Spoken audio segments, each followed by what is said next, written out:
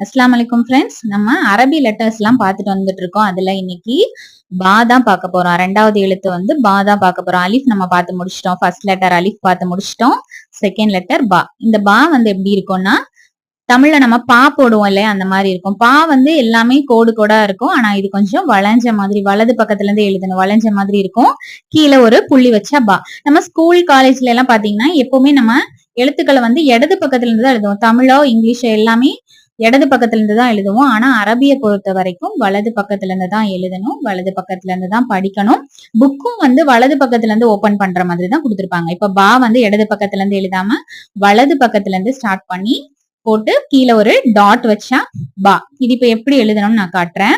இப்ப பாத்தீங்கன்னா நம்ம ரைட் சைட்ல இருந்து நம்ம ஸ்டார்ட் பண்ண போறோம். பா போட்டு கீழே ஒரு புள்ளி வைக்கிறோம். புள்ளி வச்சா பா. தமிழ்ல பா போடுவோம், இங்கிலீஷ்ல பிஏ பா. நெக்ஸ்ட் இதுக்கு நம்ம ஒரு எக்ஸாம்பிள் பார்க்க போறோம். என்ன அப்படின்னா, அலிஃபுக்கு பார்த்தோம் இல்லையா, அதே மாதிரிதான் பாக்கும். பின்து. பாக்கு வந்து பின்து.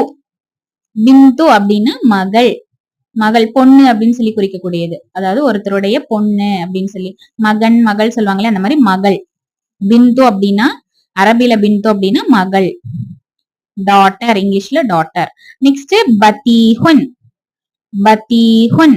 பத்தீஹுன் அப்படின்னா தர்பூசணி பழம் அப்படின்னு சொல்லி அர்த்தம். தர்பூசணி, வாட்டர் மெலான்னு சொல்லுவான் இல்லையா, அதுதான் வந்து பத்தீஹுன். அரபில பத்தீஹுன் அப்படின்னா தர்பூசணி அப்படின்னு அர்த்தம்.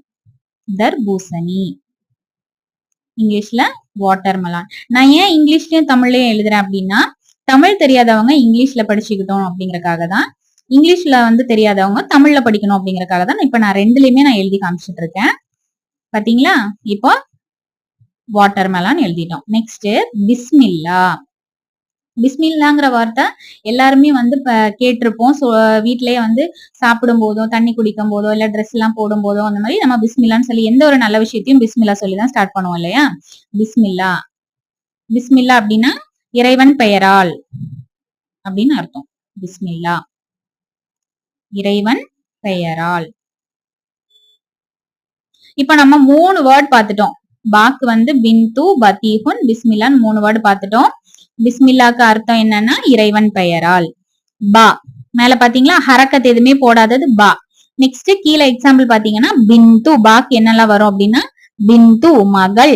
நெக்ஸ்ட் பத்தீஹுன் தர்பூசணி, வாட்டர் மெலான். தேர்ட் ஒன் என்னது, பிஸ்மில்லா. பிஸ்மில்லா அப்படின்னா இறைவன் பெயரால். இப்ப நம்ம 3 வேர்டு பார்த்துட்டோம். பின்து, பத்தீஹுன், பிஸ்மில்லா. இப்ப எப்படி படிக்கணும்னு தெரிஞ்சிச்சுல உங்களுக்கு?